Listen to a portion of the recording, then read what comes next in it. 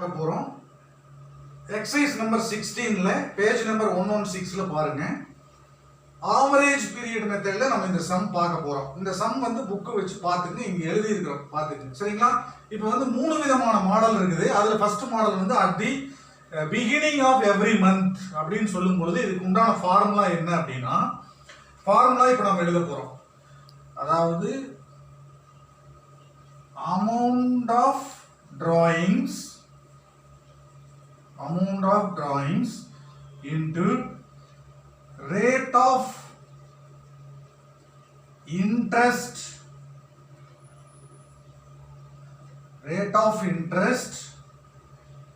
into average period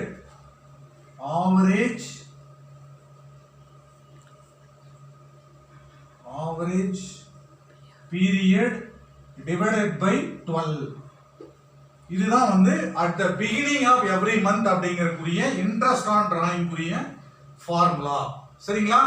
இப்போ நம்ம பார்க்க போறோம். அமௌண்ட் ஆஃப் டிராயிங்ஸ் எவ்வளவுன்னு பார்க்கறோம். அதுக்கு முன்னாடி நீங்க அமௌண்ட் ஆஃப் டிராயிங்ஸ் எவ்வளவுன்னு கண்டுபிடிச்சுக்கணும். என்ன அப்படின்னா 2500 rupees. சரிங்களா? அதுல வந்துங்க per month வந்து 2500 அப்படின்னா into 12 போட்டீங்க அப்படின்னா எவ்வளவு வருங்க? 30,000 rupees வரும். சரிங்களா? 30,000 rupees கிடைச்சிரும். இப்போ இதுதான் வந்து அமௌண்ட் ஆஃப் டிராயிங்ஸ் அப்படின்னு சொல்றோம். பர் மந்த் கொடுத்துருக்காங்க, நீங்க பர் இயருக்கு கன்வெர்ட் பண்ணி மாத்திக்கணும். சரிங்களா? இப்போ நம்ம எழுதுறோம் அமௌண்ட் ஆஃப் டிராயிங்ஸ் அப்படின்னு சொல்லும் பொழுது ஃபர்ஸ்ட் 30,000 rupees எழுதிக்கிறீங்க. ரேட் ஆஃப் இன்ட்ரெஸ்ட் பாருங்க 4%, 4/100 into average period divided by 12 சொல்லிருக்காங்க.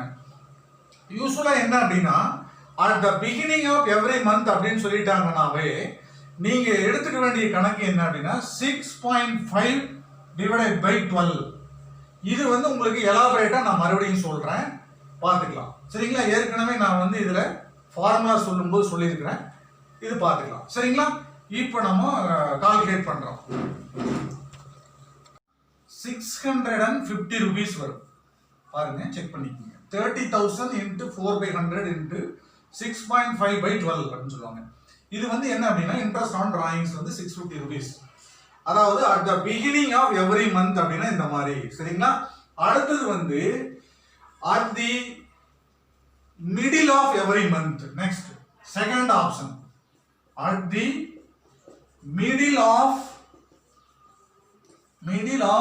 every month. middle of every monthங்கும் போது ஃபார்முலா என்ன அப்படின்னா amount of drawings into rate of interest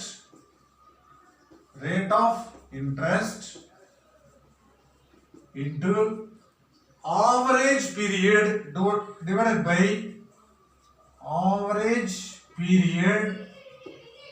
divided by 12 அப்படின்னு சொல்லுவோம். சரிங்களா? இப்போ amount of drawings அப்படிங்கிறது என்ன அப்படின்னா நம்ம வந்து 30,000 எடுக்கிறோம். 30,000. சரிங்களா? into rate of interest எவ்வளவுங்க? 4%. சரிங்களா? 4/100 into average period அப்படின்னு சொல்லும் பொழுது நல்லா கவனிங்க. at the beginning of every month னா 6.5 போடுறோம். at the middle of every month அப்படின்னா கண்டிப்பா நீங்க என்ன பண்ணணும்? 6/12 போடணும். ஏற்கனவே நான் வந்து இந்த ஃபார்முலா சொல்லியிருக்கிறேன் ப்ரீவியஸ் சம்ல, அதுல பார்த்துக்கலாம். சரிங்களா? ஓகே, பாருங்க. இப்போ இந்த மாதிரி நீங்க வந்து இதை கால்குலேட் பண்ணீங்க அப்படின்னா உங்களுக்கு கிடைக்கக்கூடிய அமௌண்ட் வந்து எவ்வளவு அப்படின்னா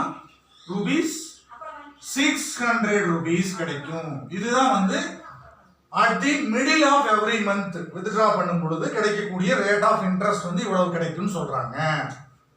மந்த் அப்படிங்கும் பொழுது அதாவது ஒவ்வொரு மாதம் கடைசியிலும் அமௌண்ட் withdraw பண்ணும் பொழுது என்ன மாதிரியான ஃபார்முலா வந்து இன்ட்ரெஸ்ட் ஆன் டிராயிங்ஸ்க்கு நம்ம எடுத்துக்கிறோம், அப்ளை பண்றோம் அப்படிங்கறத இப்ப பார்க்கறோம்.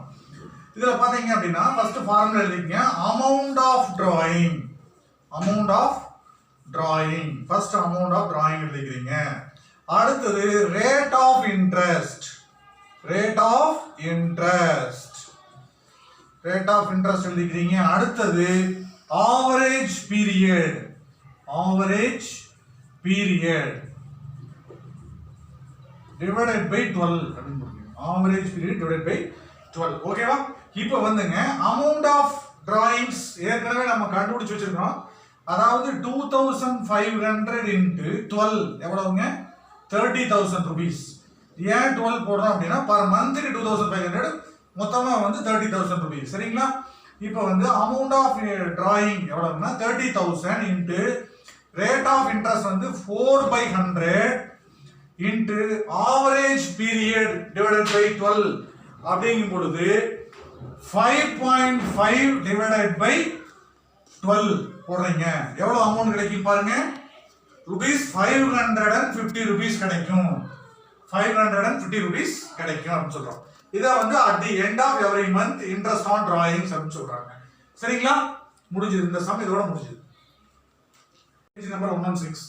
Kevin and Francis are partners. Kevin draws rupees 5,000 at the end of each quarter. நீங்க இங்க கவனிக்க வேண்டிய விஷயம் என்ன அப்படின்னா ஒவ்வொரு குவார்ட்டர், அதாவது ஒரு வருஷத்துல ஈச் குவார்ட்டர் அப்படின்னு சொன்னா 3 months once.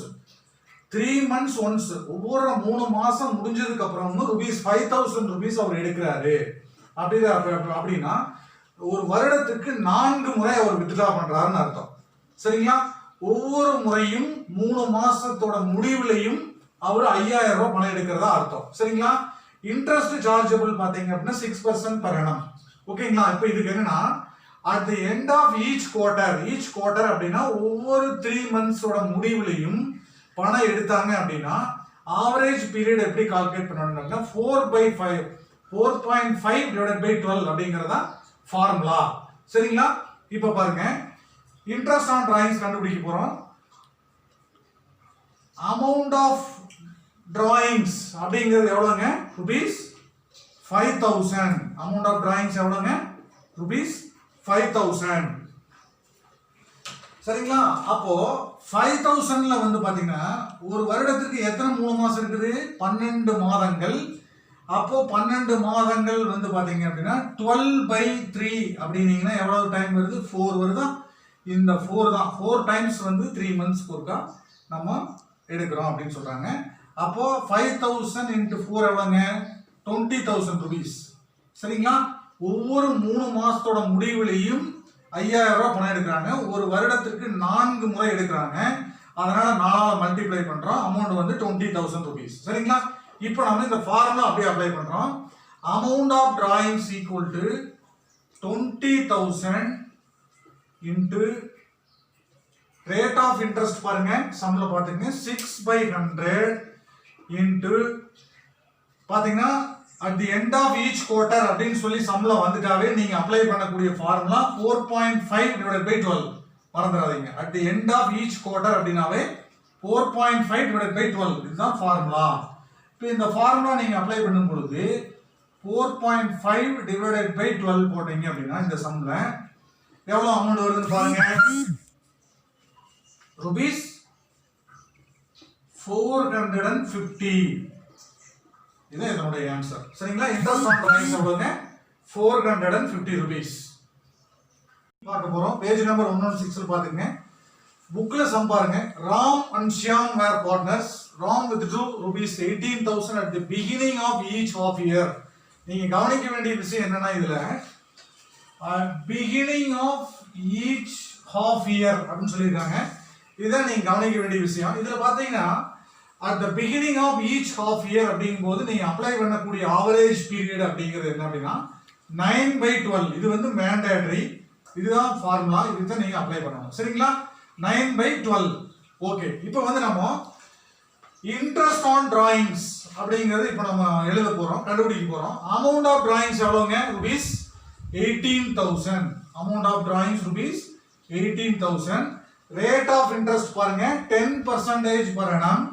அப்போ 10/100 into ஆவரேஜ் பீரியட் அப்படிங்கிறது நான் ஏற்கனவே சொல்லிக்கிறேன். at the beginning of each half year ஒவ்வொரு அரை வருட முடிவிலும் நீங்க எடுக்கக்கூடிய பர்சன்டேஜ் எவ்வளவுனா 9/12 இருக்கணும் அப்படின்னு சொல்லிக்கிறாங்க. பாத்தீங்கன்னா 9/12 இங்க நம்ம போடுறோம், அப்ளை பண்றோம். அப்ளை பண்ணீங்கன்னா எவ்வளவு வரும் பாருங்க. 18,000 into 10/100 into 9/12 போட்டீங்க அப்படின்னா rupees 2,500 வரும். கால்குலேட் பண்ணி பாருங்க. rupees 2,700 வரும். இதுதான் வந்து இன்ட்ரெஸ்ட் ஆன் டிராயிங்ஸ். நீங்க சிம்பிளா ஞாபகம் வச்சுக்கங்க. At the beginning of each half year அப்படின்னாவே நீங்க அப்ளை பண்ண வேண்டிய பர்சன்டேஜ் 9/12 அவ்வளவுதான். அதான் ஆவரேஜ் பீரியட் டிவைடட் பை 12 சொல்றோம். இப்போ இதனோட ஆன்சர் பாத்தீங்கன்னா 2,700. செக் பண்ணிக்கங்க. டியர் ஸ்டூடெண்ட்ஸ், இன்னைக்கு நம்ம பார்க்க போகிற டாபிக் என்ன அப்படின்னா salary and commission to partners அப்படின்னு சொல்கிறாங்க. இதில் பார்த்தீங்கன்னா remuneration may be allowed to the partners in the form of salary or commission for the contribution of partners to the firm in the form of sharing skill and எக்ஸ்பர்டைஸ்ன்னு சொல்கிறாங்க. இப்போது யூஸ்வலாக இந்த partnership fame உருவாகிறதே வந்து நண்பர்கள் வட்டாரத்துக்குள்ளே தான். அதனால் பார்த்தீங்கன்னா மோரோவர் வந்து ஃப்ரெண்ட்ஷிப் சர்க்கிளில் உருவாகிறதுனால பார்த்தீங்க அப்படின்னா ஒரு பார்ட்னர் வந்து ஒர்க்கிங் பார்ட்னராக இருப்பார், ஒரு பார்ட்னர் ஸ்லீப்பிங் பார்ட்னராக இருப்பார். ஒரு சில நேரங்களில் ஒரு சில பார்ட்னர் வந்து நல்ல மேனேஜரியல் ஸ்கில் இருக்குது, அவர் ஒரு சில ஐடியாஸ் கொடுப்பார், அதனால் ஒரு சில கமிஷன் வந்து அவங்களுக்கு ப்ரொவைட் பண்ணுவாங்க. ஒரு சில பார்ட்னர் வந்து ஒர்க்கிங் பார்ட்னராக இருக்கிறதுனால அவருக்கு வந்து பார்த்திங்கன்னா ஒரு சில வேலைகள் எல்லாம் பண்ணி கொடுக்கறதுனால அவருக்கு வந்து சேலரி கொடுப்பாங்க மந்த்லி ஒன்ஸு. அப்போ அந்த சேலரி கமிஷன் எல்லாம் எப்படி கான்ட்ரிபியூட் பண்ணுறாங்க அப்படிங்கிறத பார்க்க போகிறது தான் இந்த டாபிக். சரிங்களா? இப்போது இதனுடைய ஜேர்னல் என்ட்ரி என்ன அப்படின்னா partners salary account debtor, partners commission account debtor, to partners capital or current account அப்படின்னு சொல்லுவாங்க. இதுதான் வந்து இதனுடைய ஜேர்னல் என்ட்ரி. அடுத்தது வந்து பார்த்தீங்க அப்படின்னா for closing partners salary and commission account at the end of accounting year அப்படின்னு சொன்னோம் அப்படின்னா profit and loss appropriation account debtor to partners salary account, to partners commission account. இதுதான் நம்ம பார்க்க போகிறோம். இதுதான் வந்து ஜேர்னல் என்ட்ரி. நெக்ஸ்ட்டு சம் பார்ப்போம். சம் பார்த்துக்குங்க. எக்ஸசைஸ் நம்பர் 19 பேஜ் நம்பர் 116 இருக்குது. சரிங்களா? ஓகே. இப்போ வந்து கமலிக்கு வந்து மந்த்லி சேலரியா 10,000 rupees ப்ரொவைட் பண்றாங்க. சரிங்களா? அப்போ 10,000 into 12 போட்டீங்கன்னா 1,20,000. அப்போ நம்ம இந்த ஃபர்ஸ்ட் ஜேர்னல் என்ட்ரி என்ன எழுதுறோம் அப்படின்னா Kamali's salary account, Kamali's salary account debtor to Kamali's capital account, Kamali's capital account எவ்வளோ ரூபீஸ்ங்க? நல்லா பார்த்துக்கணும். 10,000 rupees per monthங்க. 12 மந்த்துக்கு போடுறோம். அப்போ 1,20,000 rupees வரும் அவருக்கு. சரிங்களா? பார்த்தா நம்ம இங்கே எழுத போகிறோம் 1,20,000. ஓகேவா? இதுக்கு வந்து நேரேஷன் என்ன எழுத போறோம் அப்படின்னா being salary to Kamali, being salary to Kamali provided அல்லது சேலரி டு கமலி அப்படின்னு கூட எழுதிக்கலாம். சரிங்களா? ஒன்றும் பிரச்சனை இல்லை. ஓகே. அடுத்தது வந்து பாருங்க கமிஷன், கமிஷன் டு லக்ஷ்மி. லக்ஷ்மிக்கு கமிஷன் தர போறாங்க. அது வந்து 40,000 rupees per annum அப்படின்னு சொல்லிட்டாங்க. அப்போ நம்ம வந்து அதையே மல்டிப்ளை பண்ண வேண்டியது கிடையாது, அதை மட்டுமே எழுதினா போதுமானது. ஓகேங்களா? இப்போ வந்து Lakshmi's commission account debtor, Lakshmi's commission account, commission account debtor to Lakshmi's capital account, Lakshmi's capital account எழுதுறீங்க rupees 40,000. எவ்வளவுங்க? 40,000. ஓகே. இது வந்து பாத்தீங்கன்னா நேரேஷன் என்ன அப்படின்னா being commission to Lakshmi, being commission to Lakshmi, commission to Lakshmi provided. ஓகேங்களா? அடுத்தது இந்த ரெண்டையும் சேர்த்து எழுதுறோம். நம்ம வந்து ப்ராஃபிட் அண்ட் லாஸ் அப்ராப்ரியேஷன் அக்கௌண்ட்டுக்கு எழுத போறோம். ஓகேங்களா? அது என்ன அப்படின்னா profit and loss appropriation account debtor profit and loss appropriation account debtor இங்க வந்து 40,000 இதுல வந்து 1,20,000 டோட்டலா வந்து பாத்தீங்கன்னா 1,60,000 rupees எழுதுறோம். சரிங்களா? இது எதன் மூலமா கிடைச்சது அப்படின்னா to Kamali's salary account. Kamali's salary account எவ்வளவுங்க 1,20,000. அடுத்தது to Lakshmi's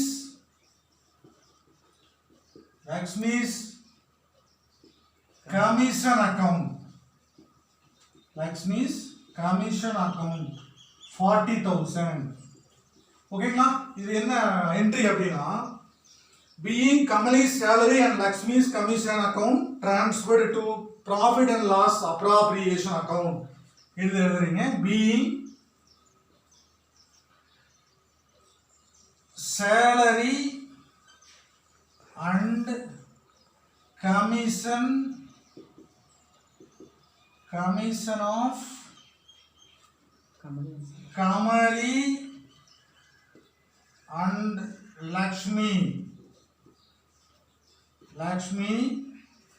transferred to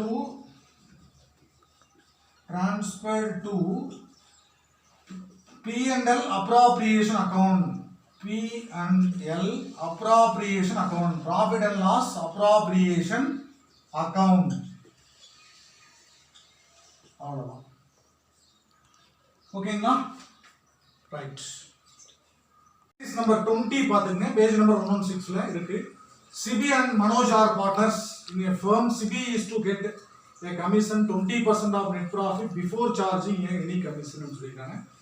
இப்போ வந்து நம்ம சிபிக்கு சேர வேண்டிய கமிஷன் பத்தி பார்க்க போறோம். சரிங்களா? ஓகே. அதாவது பிஃபோர் சார்ஜிங் கமிஷன் நெட் ப்ராஃபிட்ல இருந்து பிஃபோர் சார்ஜிங் அப்படி சொல்லிருக்காங்க. இப்போ நெட் ப்ராஃபிட் எவ்வளவு நமக்கு தெரியும் கண்டிப்பா. இப்போ நம்ம இதுக்குரிய ஃபார்முலா எழுத போறோம். சரிங்களா? net profit before charging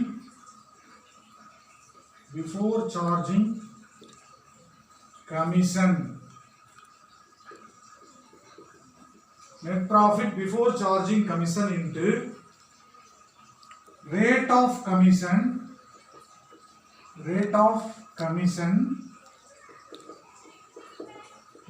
commission divided by 100.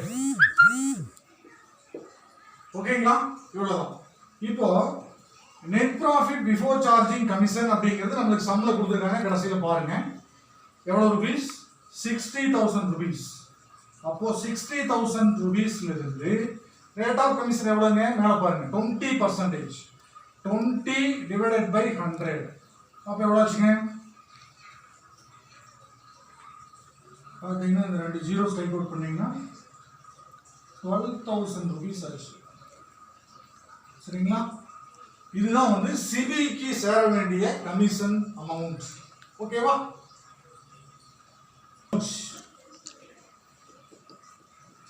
Commission of Manoj.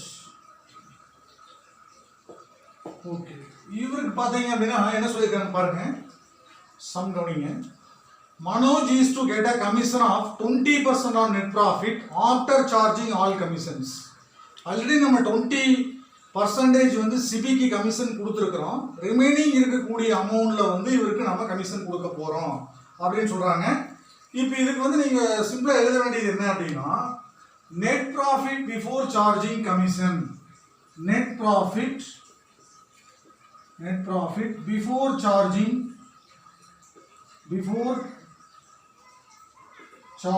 commission. Net profit before charging commission into rate of commission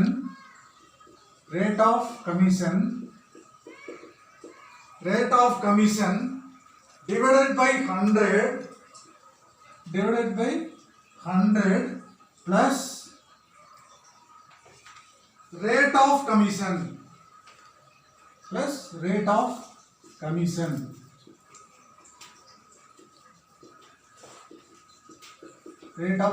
போட்டுக்கிறீங்க. ஓகேங்களா? இப்போ வந்து net profit before charging commission அப்படின்னு சொல்லியிருக்காங்க. எவ்வளவு பாருங்க, 48,000. ஓகேங்களா? இன்டு இது வந்து 60,000 இருந்துச்சு. 12,000 ஆல்ரெடி நாம given to the CB. 60,000 minus 12,000 48,000 இந்த அமௌண்ட். சரிங்களா? அதுக்கப்புறம் ரேட் ஆஃப் கமிஷன் அப்படிங்கிறது வந்து பாத்தீங்க அப்படின்னா 20 divided by 100 plus 20. Okay right. இப்போ பாத்தீங்க அப்படின்னா 48,000 into 20 divided by 120. அப்ப டோட்டல் அமௌண்ட் எவ்வளவு வருங்க அப்படின்னா rupees 8,000. ஓகேவா? இதுதான் வந்து கமிஷன் ஆஃப் மனோஜுக்கு போக வேண்டிய கமிஷன் 8,000 rupees. ஓகேங்களா? முடிஞ்சது. இப்போ வந்து டிஸ்ட்ரிபியூஷன் ஆஃப் ப்ராஃபிட் பார்க்க போறோம். Net profit equal to rupees 60,000. இப்போ லெஸ் வந்து சிபி கமிஷன், சிபிக்கு ப்ரொவைட் பண்ண கமிஷன்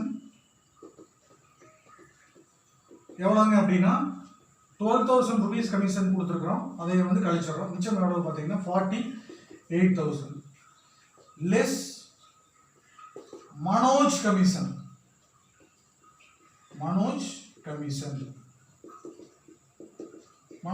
எவ்வளவுன்னா 8,000 rupees. மிச்சம் இருக்கக்கூடியது எவ்வளவுன்னா 40,000 rupees. இப்போ இந்த 40,000 rupees அப்படிங்கிறது மட்டும்தான்